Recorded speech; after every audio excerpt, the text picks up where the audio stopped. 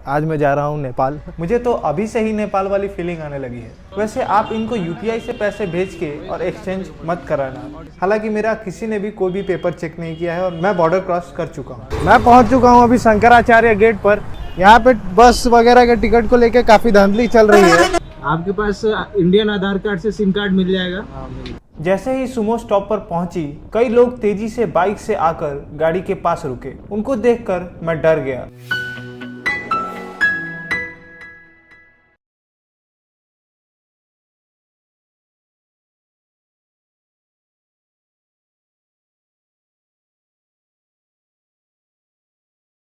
नमस्कार दोस्तों, मैं हूं राहुल पांडे और आज एक नए दिन के साथ एक नया सफ़र स्टार्ट हो रहा है मेरा।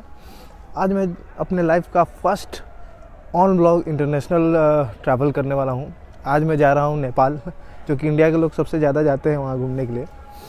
तो फ़िलहाल मैं खड़ा हूं सोनपुर स्टेशन पे और यहाँ से मुझे एक ट्रेन पकड़नी है जो कि मुजफ्फरपुर मुझे छोड़ेगी और मुजफ्फरपुर से मैं एक ट्रेन पकड़ूँगा जो कि मुझे रक्सौल तक छोड़ेगी और फिर वहाँ से मैं बॉर्डर क्रॉस करूँगा।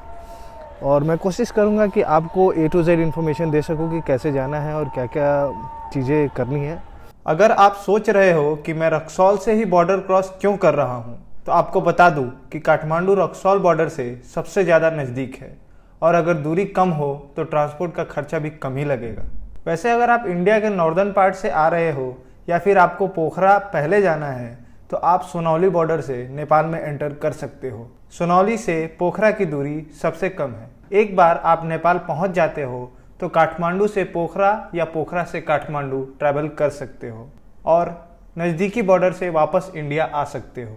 इस तरह से आप बहुत सारे पैसे सेव कर पाओगे, क्योंकि मैंने सुना है नेपाल का ट्रांसपोर्ट सिस्टम बहुत ख़राब है। इन खूबसूरत गांवों को और इनके वातावरण को देखते और महसूस करते हुए मैं नेपाल की तरफ बढ़ रहा हूँ।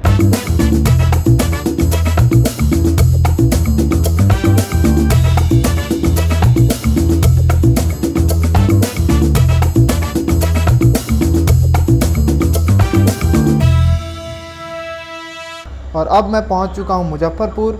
अब यहां से मुझे एक टिकट लेना है रक्सौल का और फिर मैं रक्सौल के लिए रवाना हो जाऊंगा। ये आ चुकी है मुजफ्फरपुर टू रक्सौल की मेमू और अब मैं जा रहा हूं मेमू में बैठने के लिए।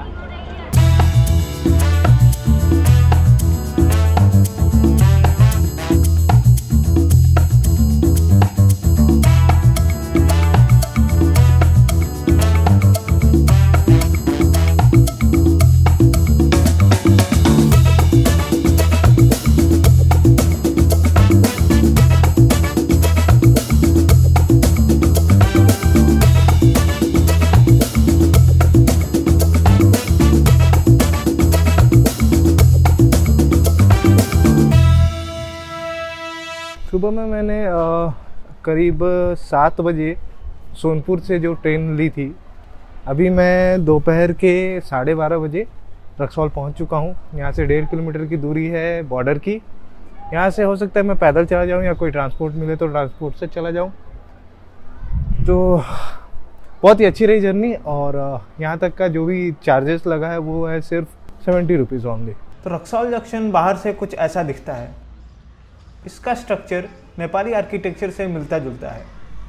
मुझे तो अभी से ही नेपाल वाली फीलिंग आने लगी है। उस साइड में टॉयलेट है तो मैं सबसे पहले वहाँ पे जाके फ्रेश होता हूँ, फिर निकलते हैं बॉर्डर के लिए।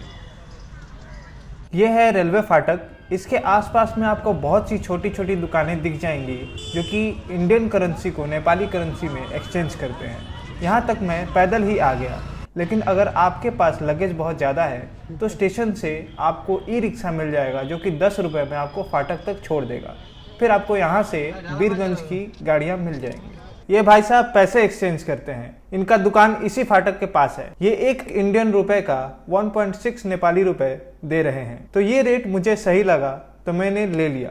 वैसे आप इनको यूपीआई से पैसे भेज के और एक्सचेंज मत कराना, वरना ये फ़ोनपे का कमीशन भी मांग लेंगे। तो सबसे अच्छा एटीएम से पैसे निकालो और आकर एक्सचेंज करो। 24 बोले थे ना भाई, 24 बोले थे, 24 बोले थे। फ़ोनपे का कमीशन काटेंगे तो नहीं काटेंगे? ये देखिए अभी कर दिया आप बात। फाटक पे आपको बहुत सारी ई रिक्शा और ऑटो रिक्शा मिल जाएंगी जो कि आपको बीरगंज बस पार्क तक छोड़ देंगी और ये आपको चार्ज करेंगी नेपाली 30 रुपये।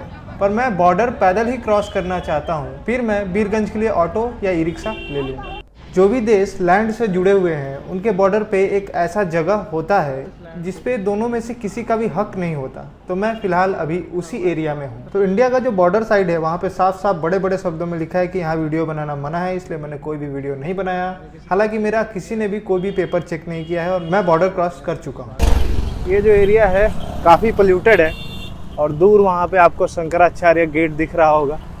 बस उस गेट के उस पार नेपाल और इस पार इंडिया। मैं पहुँच चुका हूँ अभी शंकराचार्य गेट पर। अभी तक मेरे से कोई पूछताछ नहीं किया गया है, कोई डॉक्यूमेंटेशन चेक नहीं किया गया है। यहाँ पे पुलिस वाले घूम रहे हैं। वहाँ पे एक ऑटो को रोका था, पर किस वजह से रोका था वो पता नहीं चला।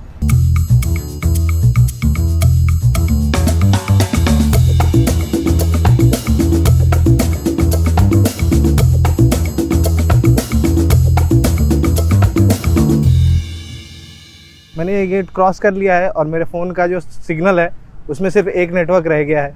तो शायद अब मेरा फ़ोन का जो नेटवर्क है वो ख़त्म हो जाएगा और फाइनली मैं नेपाल में एंटर कर चुका हूँ। शंकराचार्य गेट से बीरगंज बस पार्क बहुत ही दूर है, इसलिए मैंने यहाँ से एक ऑटो रिक्शा ले लिया है जो कि मुझे चार्ज कर रहा है 30 नेपाली रुपये। शंकराचार्य गेट के 100-200 मीटर बाद ऐसे छोटे छोटे 1-2 चेक पोस्ट बनाए गए हैं जहाँ पे गाड़ियों की चेकिंग की जाती है। तो बॉर्डर पे तो नहीं, पर बॉर्डर के बाद जब आप अंदर आ जाते हो तो थोड़ी बहुत चेकिंग तो ज़रूर हो रही है। पर यहाँ पे भी आपसे कोई भी डॉक्यूमेंट नहीं पूछा जा रहा।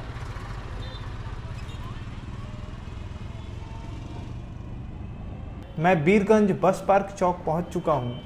यहाँ से काठमांडू के लिए बसेस और जीप्स दोनों मिल जाती हैं। फ़िलहाल मैं आसपास घूमकर थोड़ा एरिया को एक्सप्लोर कर रहा हूँ। यहाँ पे बस वगैरह के टिकट को लेके काफ़ी धांधली चल रही है। मैं अभी जैसे ही ऑटो से उतरा था, मुझे कुछ 2 लोगों ने पकड़ लिया और ज़बरदस्ती टिकट बेचने की कोशिश कर रहे थे। तो उन्होंने 1000 नेपाली पैसे बोले उन्होंने। तो मैंने सोचा कि बाहर निकल के थोड़ा और बसों का और सूमो वगैरह का प्राइस निकाला जाए ताकि पता चले कि भाई ये ज़्यादा तो नहीं चार्ज कर रहे हैं। ये है सूरज टाइम सेंटर और यहाँ पे आपको आधार कार्ड पे सिम कार्ड मिलता है। यही बोर्ड मैंने देखकर यहाँ पे आया था। यहाँ पे भैया हैं, इनके पास मिल जाएगा आपको सिम। क्या नाम है आपका? मेरा नाम सूरज है। आपके पास इंडियन आधार कार्ड से सिम कार्ड मिल जाएगा? हाँ मिल जाएगा। और कोई डॉक्यूमेंट चाहिए उसके लिए? नहीं, सिर्फ आधार कार्ड दीजिए हो जाए। ठीक है। तो ये भैया मुझे मिल गए हैं यहाँ पे। ये टाटा सूमो जो कि काठमांडू जाती है उसका 850 नेपाली रुपए चार्ज कर रहे हैं पर पर्सन। बीरगंज से काठमांडू जाने में सूमो को 8 घंटे लगते हैं और बसेस चार्ज करती हैं 1000 नेपाली रुपए और उनको काठमांडू पहुंचने में 10 घंटे लगते हैं। बस से ट्रैवल करने का सबसे बड़ा डिसएडवांटेज यह है कि वह सिर्फ रात में ही चलती हैं और सूमो से ट्रैवल करने का सबसे बड़ा डिसएडवांटेज यह है कि सूमो दोपहर 3 बजे के बाद नहीं चलती।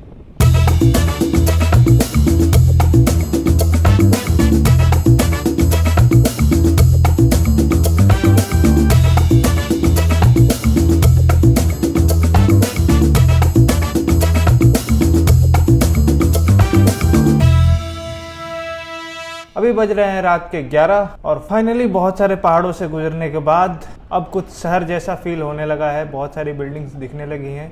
लगता है मैं काठमांडू पहुंचने वाला हूं। जैसे ही सुमो स्टॉप पर पहुंची, कई लोग तेजी से बाइक से आकर गाड़ी के पास रुके। उनको देखकर मैं डर गया। बाद में मुझे पता चला यहाँ पे बाइक टैक्सी चलती है, जैसे इंडिया में रैपिडो चलता है। तो मैंने भी हॉस्टल के लिए एक बाइक बुक कर लिया क्योंकि सुमो स्टॉप से मेरे हॉस्टल की दूरी 2 किलोमीटर के आसपास थी। थोड़ा बहुत बार्गेन करने के बाद मैंने इन्हें 200 नेपाली रुपए में वहाँ तक छोड़ने के लिए मना लिया। हालांकि रात का समय था इसलिए मुझे 200 रुपये देने पड़े, अदरवाइज मैं 100 रुपये में भी पहुँच सकता था। और ये है ट्रेकर्स हॉस्टल जो कि थामेल में है और आज मैं यहीं रुकने वाला हूँ। ट्रेकर्स हॉस्टल अंदर से कुछ ऐसा दिखता है। मुझे फर्स्ट फ्लोर पे 6 बेड्स का डॉर्मेट्री मिला है और ये कुछ बाहर का एरिया है, काफ़ी खूबसूरत लग रहा है। डॉर्मेट्री के गेट के बाहर एक लॉक लगा हुआ है जिसमें आप पासवर्ड डाल के ही अंदर जा सकते हो। यहाँ के बेड्स बहुत ही आरामदायक और क्लीन है। यहाँ का इंटीरियर भी बहुत खूबसूरत है। बेड के साथ आपको एक लॉकर भी दिया जाता है। यहाँ के वॉशरूम्स भी काफ़ी क्लीन हैं और स्पेसियस हैं। तो वह लोग फाइनली मैं पहुँच चुका हूँ नेपाल और मैंने अपने हॉस्टल में चेक इन भी कर लिया है। यहाँ पे व्यवस्था बहुत ही अच्छा है, कोई किसी बात का कोई प्रॉब्लम नहीं है। पर मैं बहुत ज़्यादा थक चुका हूँ, तो आप लोगों को मैं अभी कुछ अपडेट दूंगा नहीं। मैं बस रेस्ट करूँगा, मॉर्निंग में बात करेंगे सारी डिटेल्स। Good night.